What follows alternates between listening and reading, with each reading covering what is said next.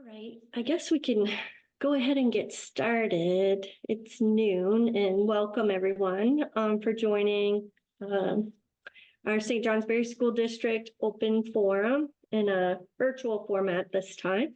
What I'm going to basically do is really open this up for community questions, but I am going to highlight some of the little tidbits on our snapshot. And I believe Carol and Sharon, I had sent you a copy of what we put together, is a one-pager.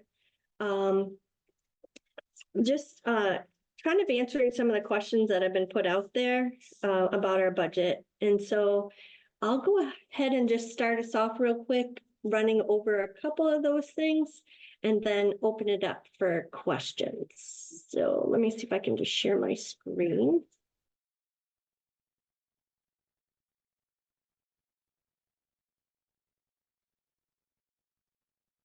Hopefully you can see that okay.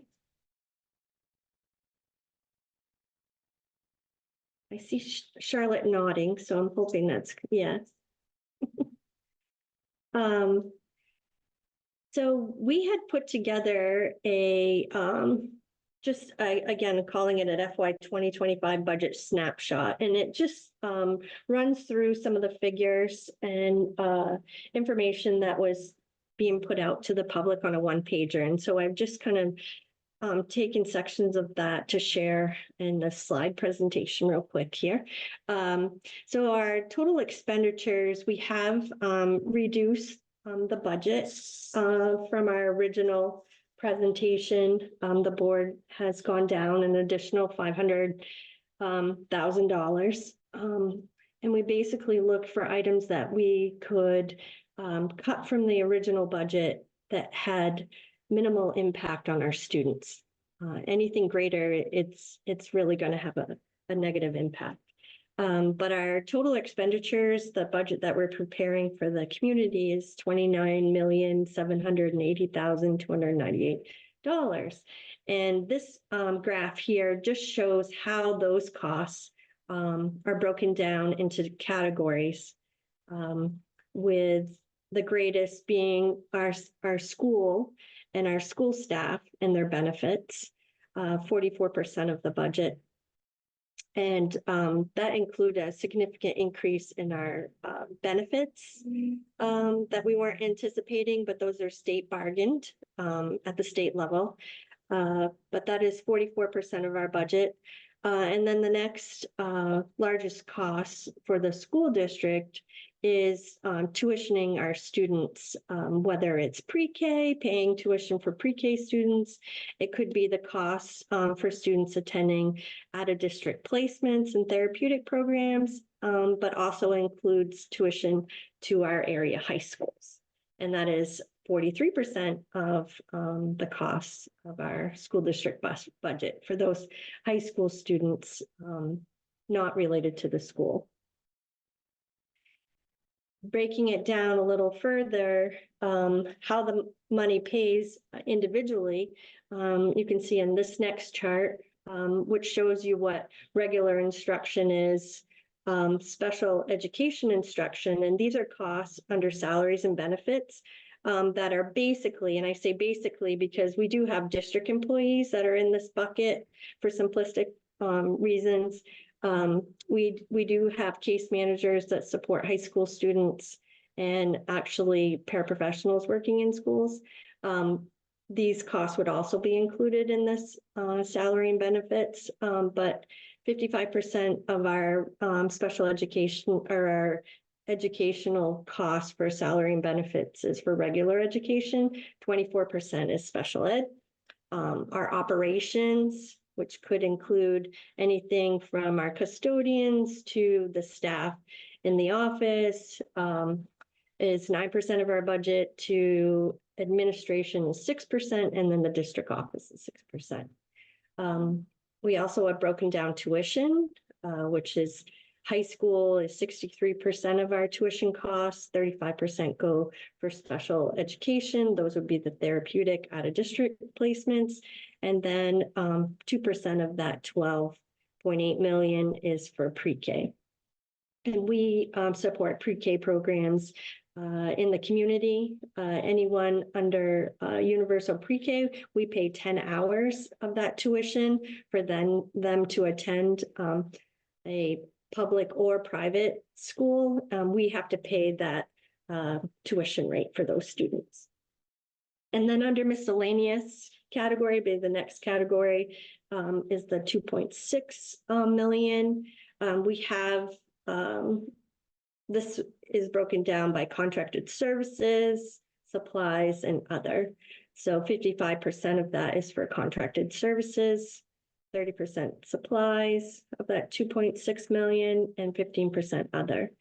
And then under transportation, we did see a jump in our transportation costs for regular ed transportation for our elementary students. And so that is 56% of that 1.2 million portion of our budget. The other is to transport students out of district if it's required of their IEP. That's 34% of that 1.2 million, and 10% of that is for student transportation for field trips. And I'm just quickly going through these because I want to just browse over them and then allow you to ask questions. On this next slide, where does the money come from? I think this is the one I'd really like to highlight because people forget that this is a state-funded system in the state of Vermont, and they look at covering the costs of education statewide, and then they divvy it up based on your property values, or actually what fair market values are going for. And so when we look at that $29 million budget, the taxpayers in St. Johnsbury pay 4.1 if you're a homestead property taxpayer. 4.1 million will come from the town of St. Johnsbury, and 5.7 million will come from the town of St. Johnsbury if you're a non-homestead property owner. So if you have a business or if you have a camp, 5.7 million. The remaining come from the state. And so this comes 14.8 million come from the state education fund. So this could come from other more wealthy communities. They're going to pay a portion of our educational needs for the students in this community. And then 5.2 million come from state revenues. A lot of that, a little bit of transportation they give us some aid for, and they also give us some aid for our special education needs. So those students attending therapeutic programs at high cost, we get a portion of that reimbursed. So the remaining, 14.8 million really is what comes from the state ed fund to support the educational needs, but it doesn't come from local taxpayers.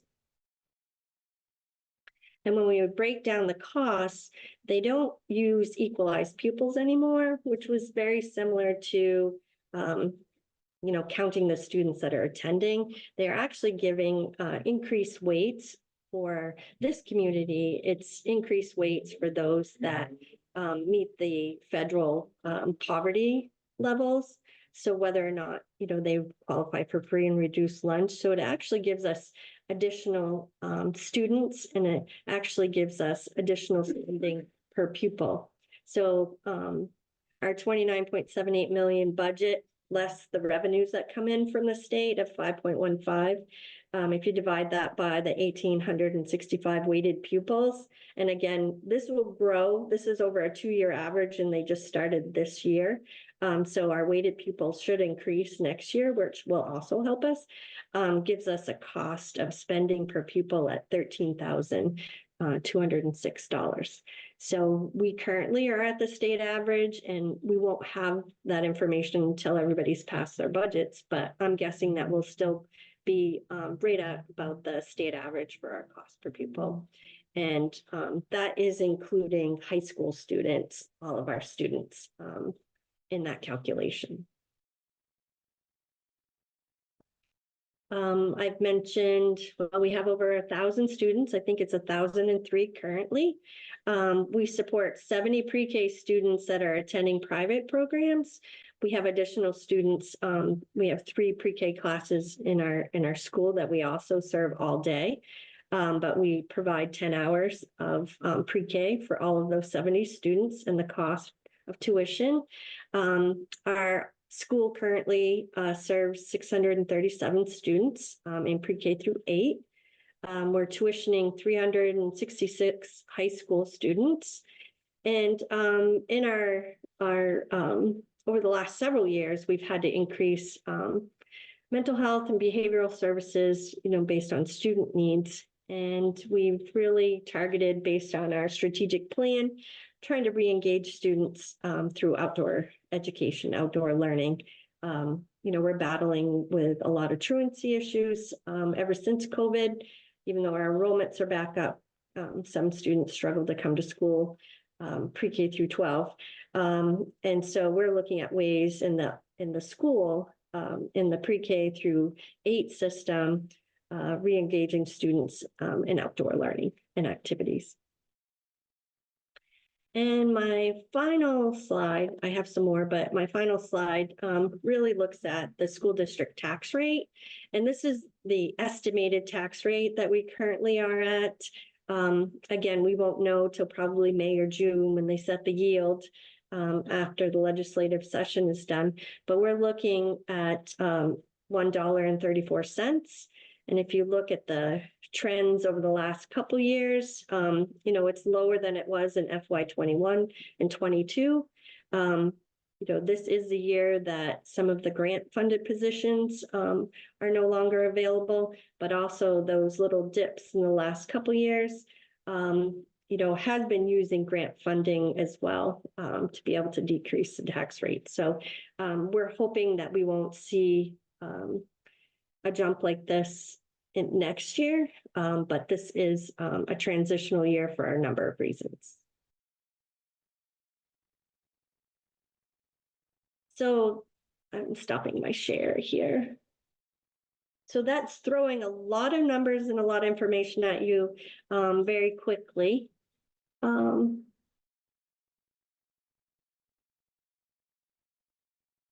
Why don't I just open it up?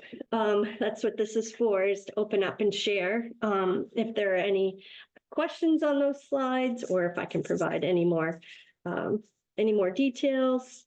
I know Sharon and Carol, we've been chatting on and off, trying to understand some of the questions you're getting as well. So feel free, I'm open for any questions.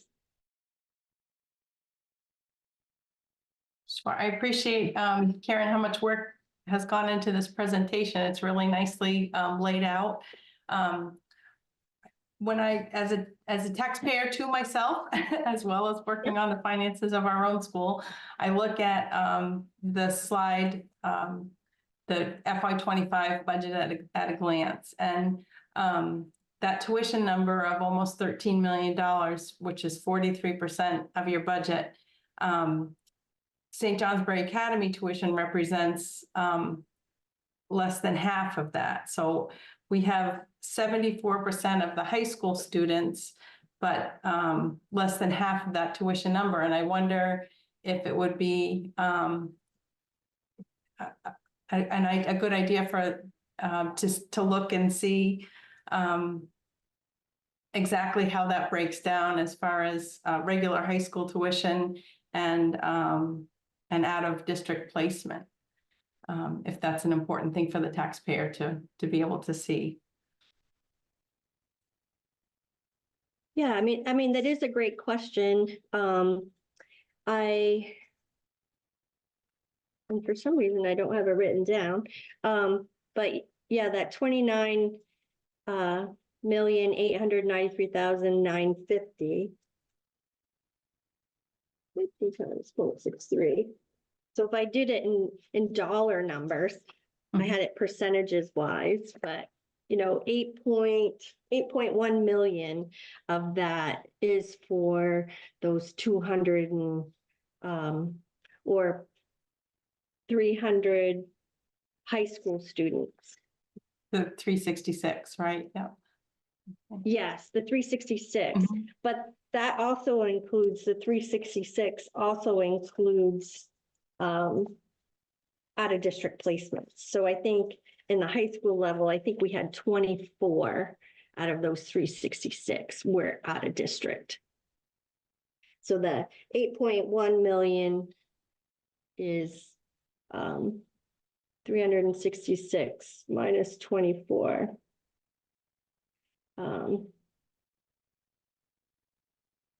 Number of students. So a large cost Another is for 70 those. attended other local high schools. Yes, And I Yeah. think when we compare our tuition to the cost of public education, it's sometimes difficult because of the way that the students are described. So it's that weighted average, or used to be the equalized pupil number. So it isn't necessarily a student in a classroom in a chair. It's a different, so to compare. yeah, Yeah, to compare the academy tuition, which is based on actual number of students, to another number that I would be curious to know what that $13,000 per weighted student number would actually be according to total number of students in the district. Would I? Oh, okay, yep. So what we get, how we get extra students is for anyone that meets the poverty levels. And so we have high levels of poverty percentages in the community at like 67%. And as you know, that household income form that we were trying to collect from everybody to gather that data, we didn't have everybody at the high school level, so that percentage drops about 40%. So to tell you what I can tell you, in our budget, we have 274 kids budgeted that we anticipate will attend the academy next year. That is the actual number that we have. And so I think we estimated that to be 6.4 million of that is what the total cost to educate those students at the academy, not counting special ed, because we do pay separate special education tuition as well. But I don't want to. that answer your question. Yeah. Go ahead, Carol. No, you're on mute, Carol. Sorry about that. I was just doing some little quick back of the napkin calculation. If you went to that, the slide, the spending per pupil slide. Yep. And you looked at the almost $30 million budget minus the 5.15 million in revenue, and divided that by your actual population in St. Johnsbury, which I think you said was 1,001 students. The cost per student is actually 24,605. Yep. I wonder if that would be yeah. But the state doesn't use that for taxing purposes.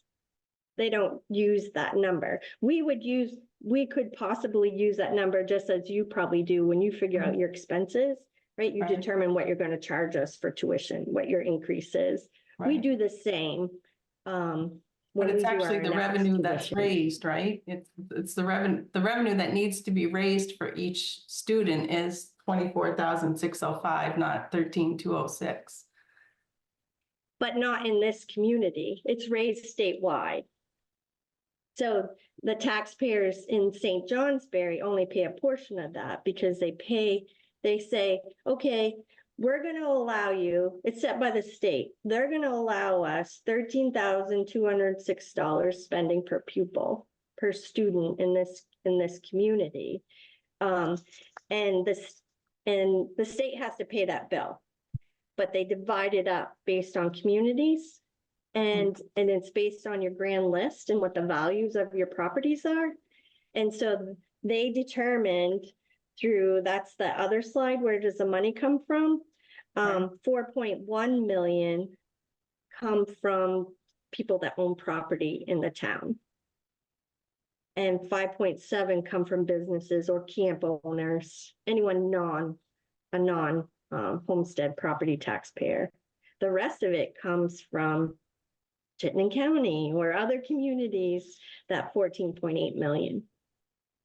So Karen, I think, thank you for that. Thank you for this, first of all. It's really, and having those breakdowns of the percentages of, for regular and special ed, that's extremely helpful.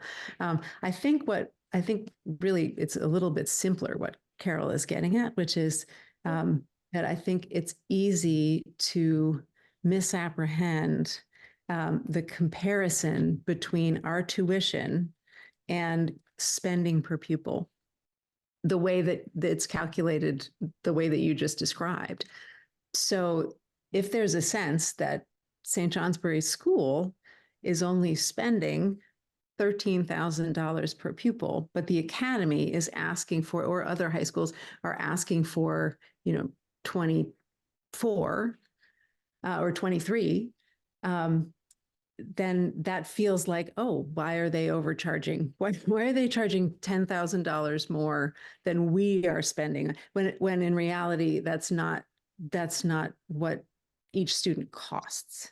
So I think is that right, Carol? Kind of what you're getting at? Right. There are other sources of revenue. So the state does fund some of that education, but the actual cost to educate that student in the district is really more like 24,460 than it is 13,2.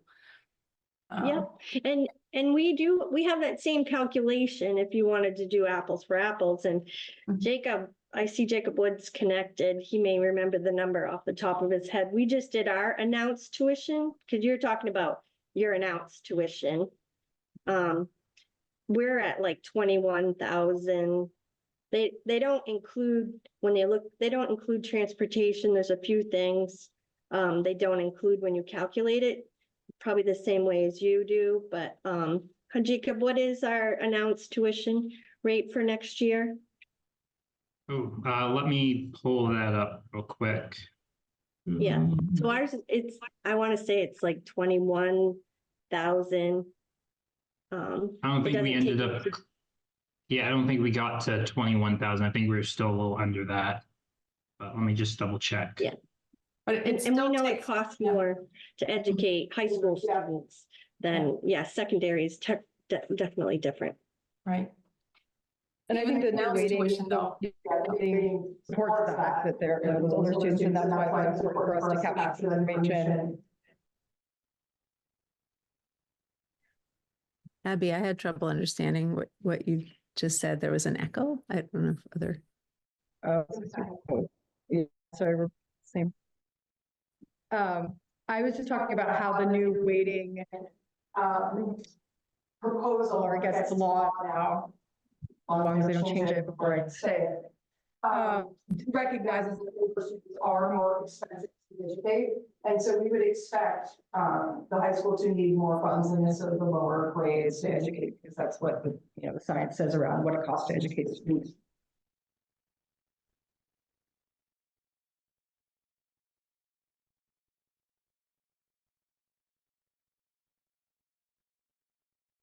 Jacob, did you find that?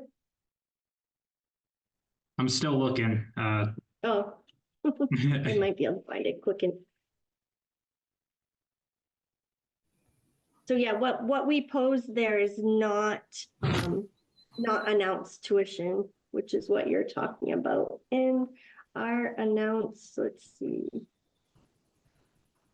I thought it was going to be in one of my finance reports, but I can't find it for some weird reason.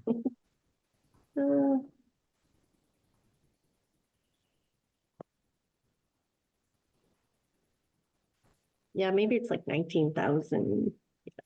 Yeah, I thought it's it was in definitely the not 19. apples for apples. Yeah, with I'm pretty sure it was 19 something. I can't remember if it was 19. I really should. Where did that file go? I guess my point too is that even the announced tuition calculation has things deducted from it, like transportation and things like that. So there's still still costs that are incurred by the district that aren't included in that number. Yeah, it's just a couple things. They don't put transportation in because Hey, It's- Carol it's, and it's- Sharon, I was curious just to follow up on Sharon's point about the St. J Academy tuition versus our spending per pupil and the difference there. Is that feedback that you guys have gotten from your community? I'm just curious because we have a hard time getting feedback just in general. So I'm just curious if that's something that you guys get comments on. So I think not really. Frankly, I do think that there is the few things that I've heard is just like, oh, well, so if we have no control over your tuition, over high school tuition, right? So the district has no control over this 43% of the budget. So you can just charge whatever you want. So the sense that we might be charging more than is appropriate, or that because we're part of the budget, we should be also on the hook to cut. And to be fair, Karen and Abby and nobody has asked us to do that, and I really appreciate that. I think we want to make sure that we're 100% behind this budget so that we can get it passed. So I think we just want to make sure that the taxpayers and the folks who are voting on the budget are clear on what our role and the kind of high school role is in the budget, and that it's not that our tuition. The tuition is the only leverage that we have to get what we need to pay for our students.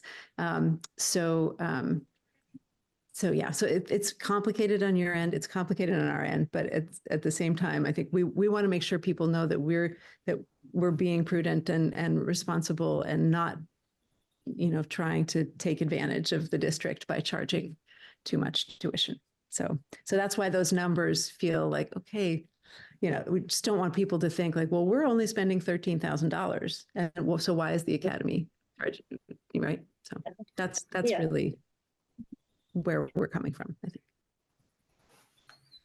Yeah, And- clarity and I- isn't a strength of the state financing system, is it?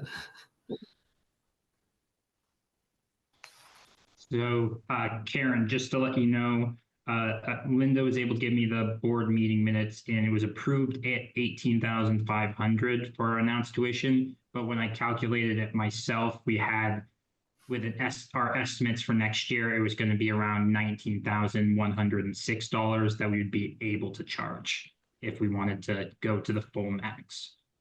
Now, that could change once the actual expenses start coming in. And that's excluding transportation. Right? That was excluding the information I was given from the state for what I could calculate for it. Yeah, There was so a lot of transportation info is in one that. of those. Yeah, there's a few other items too but Minimal. Yeah. Yep. I think the, oh, go ahead, Sharon.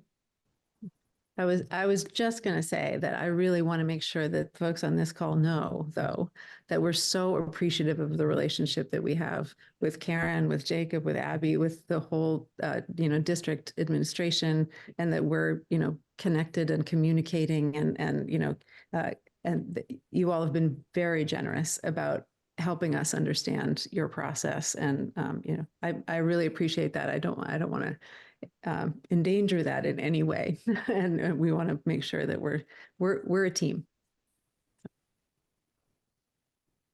Yeah, and we appreciate the support. And I think that 13,000 number is including you in this process. That 13,206 is what it costs to educate, the spending per pupil based on the calculations weighted by the state is to tuition the students, the 274. Yeah, that's including all of our expenses. So tuition, transportation, the whole works are used for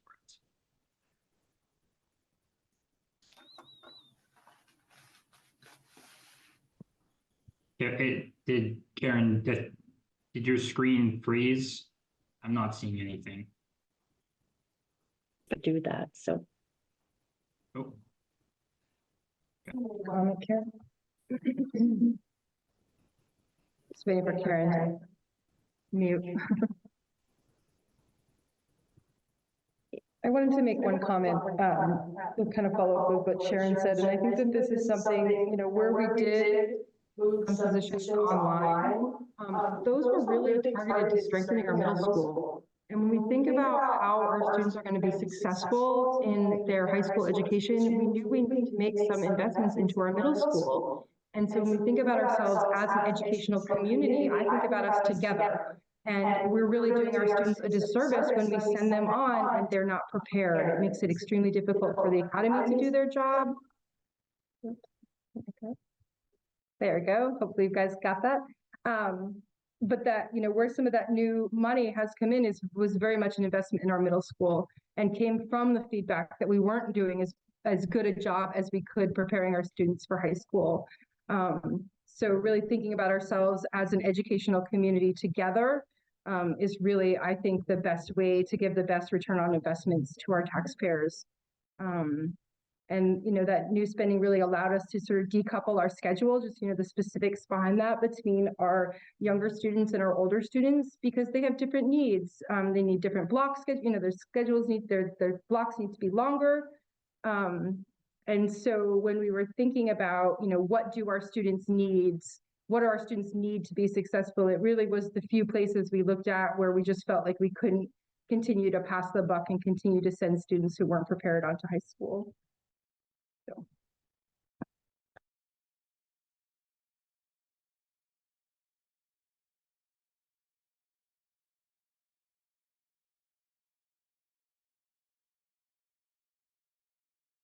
Are there other questions, Carol or Sharon?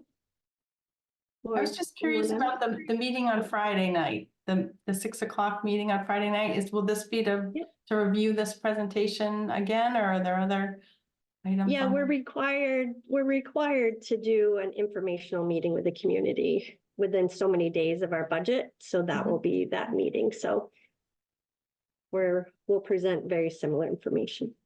Perfect.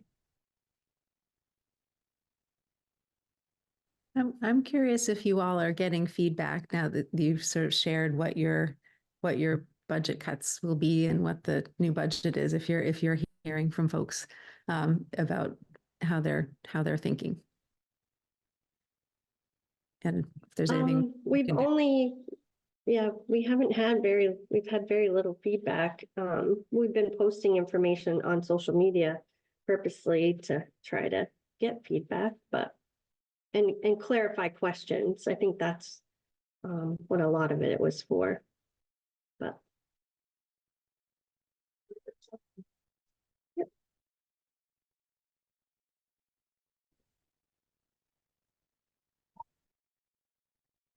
I will say I did make one house call. You know, we are really trying to reach out to specific people who have a lot of thoughts on the issue. My gut tells me I may not change necessarily anyone's vote, but I think it's really been, we have really tried to be as transparent as we can. We're not trying to hide any information. We really want to provide people the information and ask the hard questions of ourselves so that we're ready to answer the hard questions from the community. And so, whereas I think we would like more participation. I mean, I even made homemade cookies to try to get people to come. But, you know, we are going out there and sometimes really taking proactive steps to have conversations with people. I don't find necessarily social media to be the best way to have civic dialogue and solve problems, just kind of like where I'm at. So sometimes I feel it's best just to kind of either pick up the phone or visit somebody's, you know, business and say, hey, you got questions, I'm ready to answer them. And so I know that that's something that I've done, and I know that Peter has been out there having conversations, and Karen will do that and has done that as well. We're trying to go to them if they won't come to us.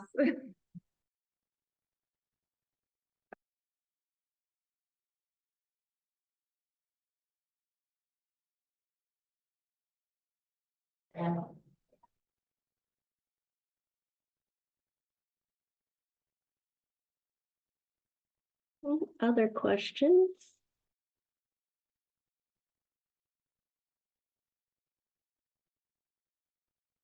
I was trying to see if anyone else new joined us, but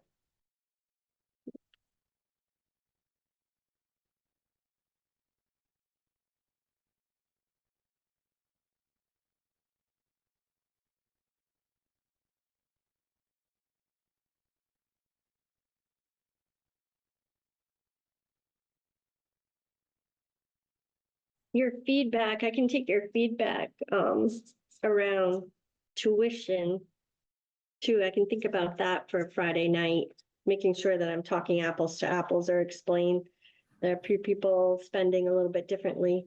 That might help. Karen, I thought that was an interesting point that you made, that the spending per pupil that we have here, it obviously does include high school students. But I guess even in my own mind, when I see that number, I know that deep down, but it doesn't occur to me just on the surface seeing that number. So maybe that's an interesting point to include on Friday as well. Yeah, because we are in a unique situation not having a public high school. And I know, sadly, some people only want kids to go to public high schools, but I know Sharon and I have had this conversation often, but boy, we do a great job. I think we do a really reasonable job at educating our students a cost-effective way if we're at an average. And there's not many of us. I think there's 17 schools that or school districts that are in this situation throughout the state that don't have a public high school. But if we're below average, I think we're doing a great job fiscally, financially, and educating our students and working together. I agree. Any other suggestions for our community, our next big town meeting presentation? Or additional clarity on any of these topics? I would just say, I hope somebody wrote down what Abby just said, because I thought that was very compelling. Yeah. Well, I know it's like if you could pick up the strategic plan, right? I feel very fortunate when I came here that they had this outlined and that's what they've been working on. And we are seeing successes with our students. We still have a ways to go, but yeah, they're there for a reason. Those additional staff members. Yeah. So, well, if there aren't any other questions, I guess we can end a few minutes early.